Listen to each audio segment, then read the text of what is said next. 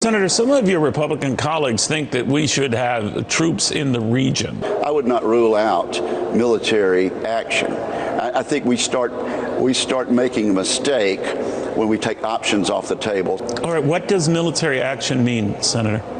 Well, military action could mean that we stand off with our ships in the Black Sea and we rain destruction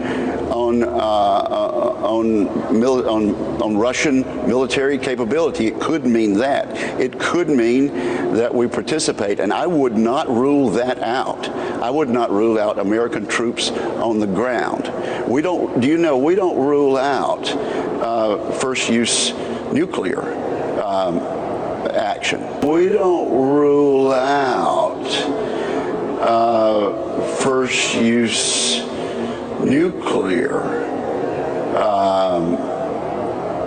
action. First use nuclear action. Congresswoman, thanks so much for coming on. Does what's happening in eastern Ukraine, whatever you think of it, constitute a core American interest, do you believe? No. Look at what Senator Wicker is saying. I want to go back to that for a second here, because anyone who would propose or even consider what he is saying as an option must be insane, a sociopath, or a sadist. Because let's just understand here. So he's saying, let's go and launch a nuclear attack that would start a war that would destroy the American people, our country, and the world, and also the Ukrainians, so that we can save Ukraine's democracy. I mean, it literally is insane. And the crazy thing, Tucker, is Senator Wicker is not an outlier. He's the #2 Republican on the Armed Services Committee, and you're hearing the same kind of rhetoric coming from Democrats and Republicans in Congress, in the administration, and in the media, who have no problem with this because they actually agree with it. They're pushing this same narrative themselves, and this is why it is such a dangerous situation that we are facing as we are being pushed closer and closer very quickly, as you said, to a hot war, a nuclear war that would destroy the world as we know it. Over eastern Ukraine, I mean, the sad thing is in Washington, I mean, you served in the Congress. People like Roger Wicker are considered highly informed intellectuals. You know, America deserves better than Roger Wicker, I think it's fair to say. But they live in an airless world where they repeat back to one another, both parties, the same stupid talking points. Do they know how disconnected from reality this is? Unfortunately, it doesn't appear to be the case, and this is just points to their ineptness, their lack of a capability to really clearly see what the consequences are of their rhetoric, of what the actions. And this isn't just empty words. There are consequences to leaders in our country, influential people in our country, to throwing things out like a first-use nuclear attack is on the table. This directly undermines our national security. It directly puts the American people and our country and the world at risk. And what are we trying to accomplish here?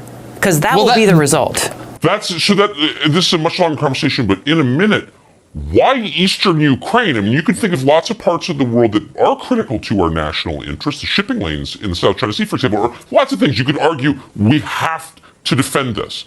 But Ukraine? We've been talking about Ukraine for years. What is this? The thing that I see here that is the same neocons and neolibs in Washington who dragged our country into regime change wars in places like Iraq and Libya and Syria, the same ones who are pushing us very quickly into this war with Russia and never stating once, hey, what's our objective? What are we trying to accomplish here? And how does it serve our country's national security interests? Exactly. Not a single one of them are pointing that out.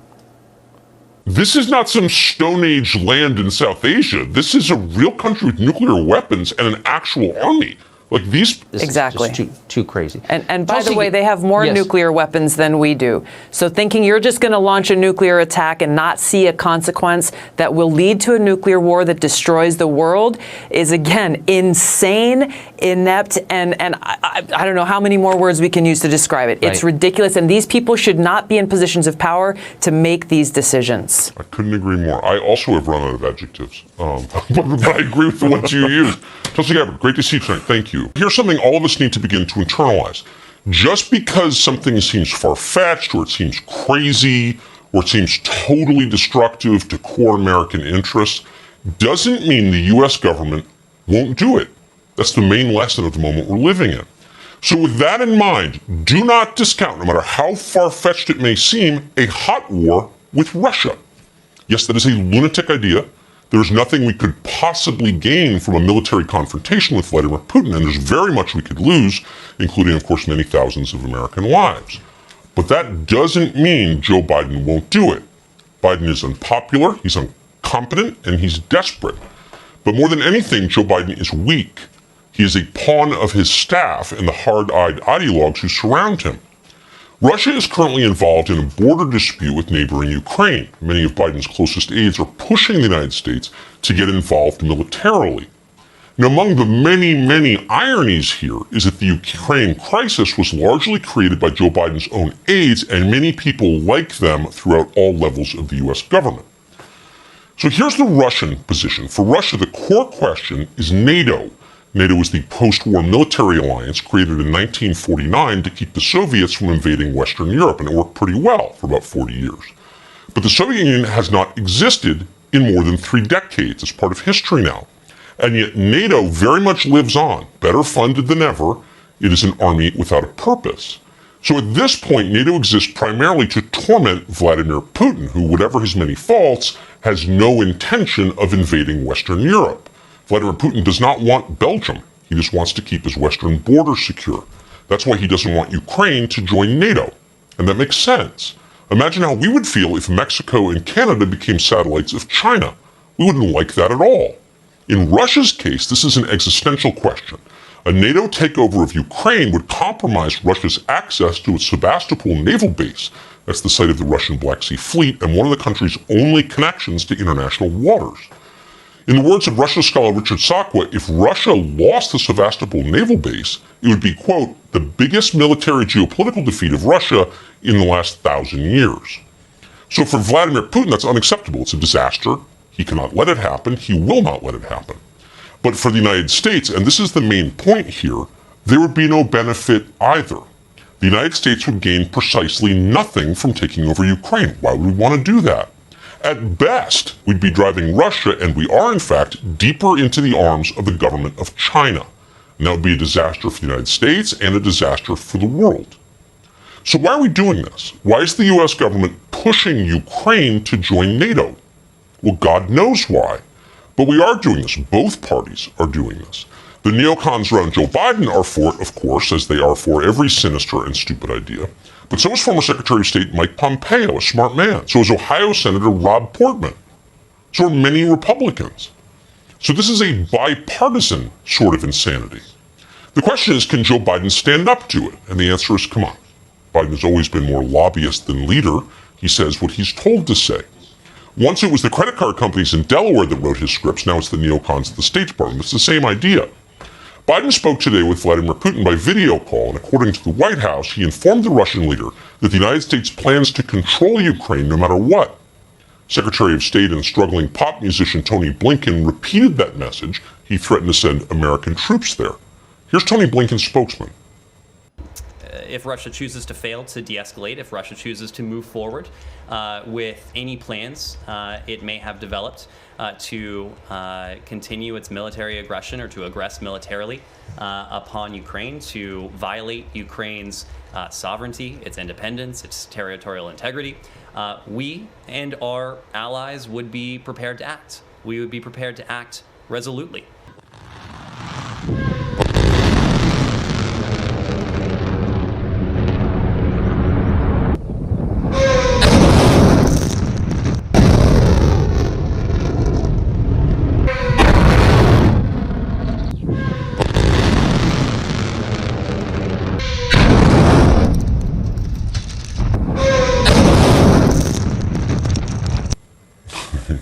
Such children.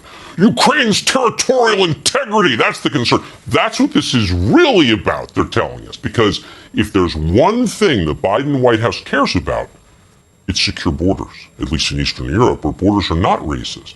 Ukraine's borders must be defended. It would be immoral to open those borders to the world and allow, say, tens of thousands of unemployed Haitians to pour across. We can't allow that. In fact, we will send American troops to Ukraine to prevent that. Open borders are only permitted in Texas, Arizona, and California, and anywhere else that potential Democratic voters might arrive uninvited from the third world. But Ukraine, no.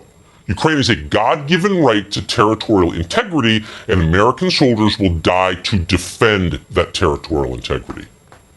That's our official position as a country. Now, according to CNN, we must stop these Russian attacks on the sacred borders of Ukraine, because if we don't stop them, what we could have here is what CNN is calling a dire security situation. Now, that phrase apparently comes from Joe Biden's Undersecretary of State, Toria Nuland, who, according to CNN, gave a, quote, gloomy briefing to U.S. senators last night. Now, Toria Nuland is strongly in favor of war with Russia. What's amazing is that anyone, anywhere, is still listening to her. No serious person could take Victoria Nuland seriously. She's a joke. Not only is she obviously unimpressive as a person, ask anyone who knows her, and she's not especially pro-American, by the way, she was one of the architects of the disaster in Iraq. So why is Toria Nuland still talking about foreign policy? Is the guy who designed Chernobyl still building nuclear reactors? Probably not. Only in Washington, where failure is assiduously rewarded, could someone like Victoria Nuland still wield power, which she absolutely does. It's scary when you think about it. Toria Nuland is driving our Ukraine policy, which of course is being justified by our broader support for, quote, democracy. Now keep that in mind as you listen to this. This is the same Toria Nuland who was caught on tape several years ago scheming about how to end democracy in Ukraine. Here's Nuland in a leaked audio recording plotting the overthrow of Ukraine's democratically elected president. Listen as Nuland rattles off a list of potential puppets to install in place of the democratically elected president. I think Yats is the guy who's got the economic experience, the governing experience. He's the guy, what he needs is Klitsch and Tony Book on the outside. He needs to be talking to them 4 times a week. I just think Klitsch going in, he's going to be at that level working for Yatsenyuk. It's just not going to work. Yeah, no, I think that's right. Okay.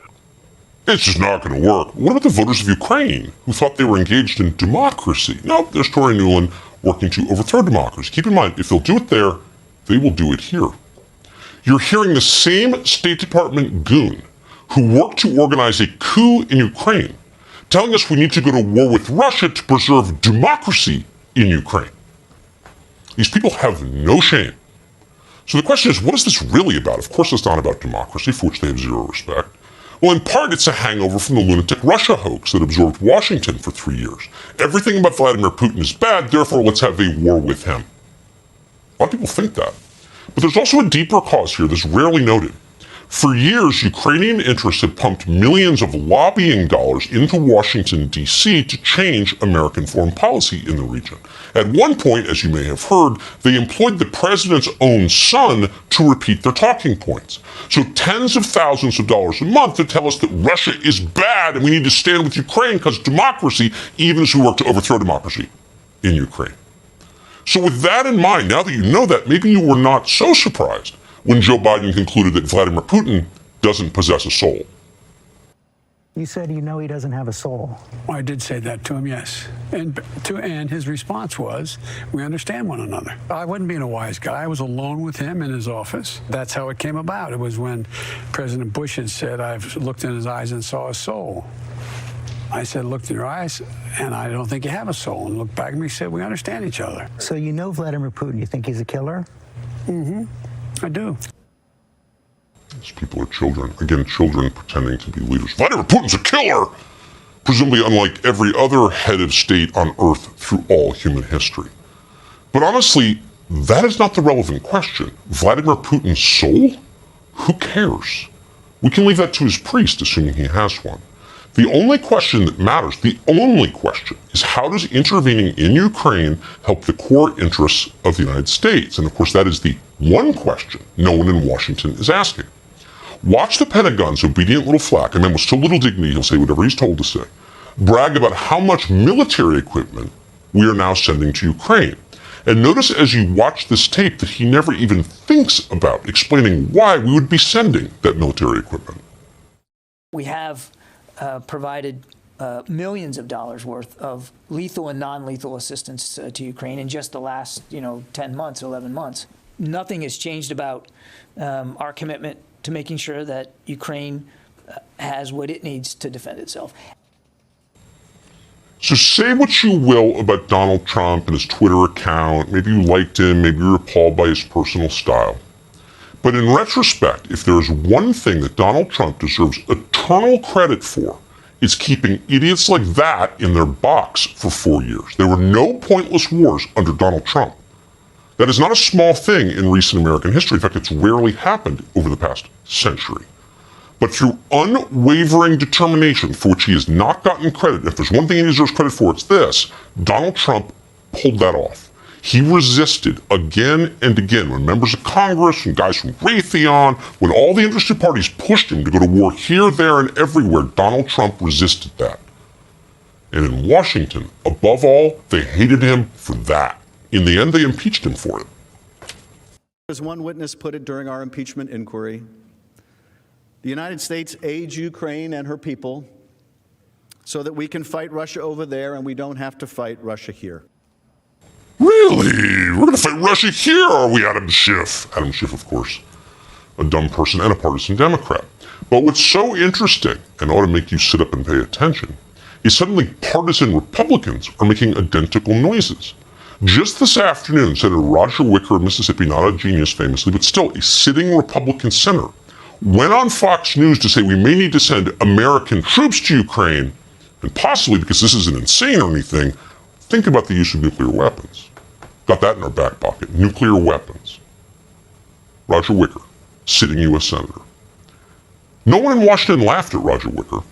This is so crazy that no one seems aware of how crazy it is. They're all just sitting back and listening to Toria Nuland tell them what we need to do. How much has this penetrated the psyche of Washington, D.C.? Well, here's a sad piece of tape.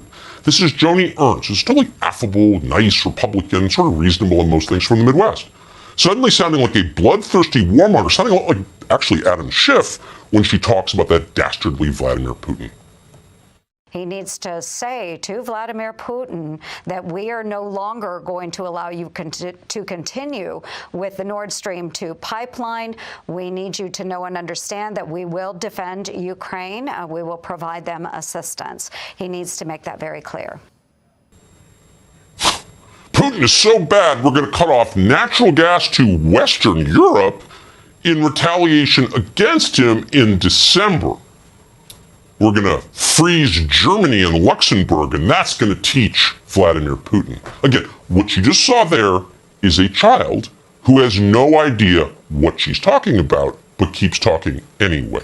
We will defend Ukraine, says Joni Ernst.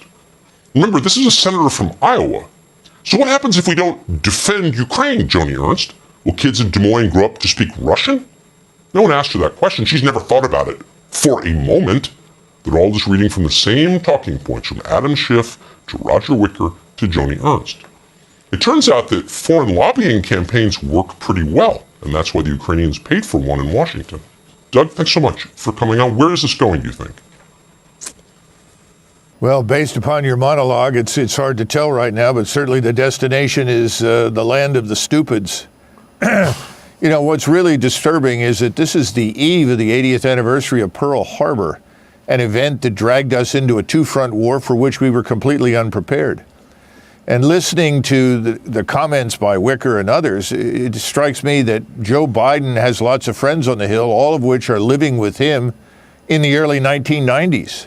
They seem to think that Russia is prostrate, that Russia has no alternative but to submit to whatever we tell it to do, which of course is ridiculous. If we challenge Russia on its doorstep, and by doorstep I mean eastern Ukraine, militarily, we will be defeated. That's not an if, that's a certainty. And if we are stupid enough to consider the use of nuclear weapons to rescue our conventional failure, well, then we're courting the destruction of the known world, frankly, and that's something we should avoid. We have really only one interest. You asked the key question, what is our interest in Ukraine or Russia in that area for that matter? We have one interest. That is to prevent a war from breaking out between Ukraine and Russia, a bloody war with implications involving refugees and millions of people being displaced from their homes, moving west into Europe. We have an interest in preventing that. We have an interest in preventing a war in that region that could spread rapidly across the Black Sea, involve Turkey, involve Iran. We don't know. So we have an interest in doing that. And we know that if we can prevent it, we have to compromise. And compromise is the way to ensure that Ukrainians, the majority of them who are Ukrainian, will live in a free and independent Ukraine. We're not doing any of those things. We're bent on some sort of revenge mission, which makes no sense, to humiliate and harm Russia. Why is beyond me. This is not the Soviet Union. This is Russia, a Russian state that rests on the foundation of Orthodox Christianity. It's back to what it has been for 1,000 years. We should celebrate that, not try to destroy it. Maybe that's one of the reasons we are trying to destroy it. Could be. Could be. Douglas McGregor, a wise man. Wish you're in charge.